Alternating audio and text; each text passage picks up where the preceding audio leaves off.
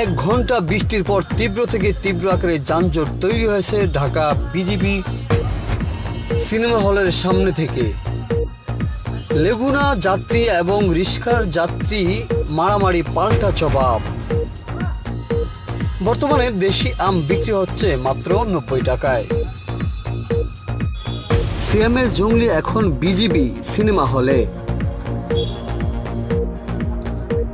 পরবর্তী আকর্ষণ শাকিব খানের অন্তরাত্মা।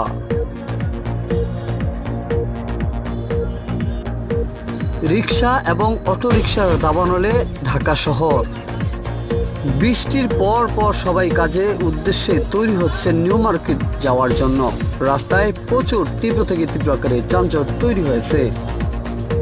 ভিডিওটি ভালো লাগলে অবশ্যই লাইক কমেন্ট শেয়ার করে আমাদের সঙ্গে থাকুন প্রতিটি ভিডিওর নোটিফিকেশন পাওয়ার জন্য।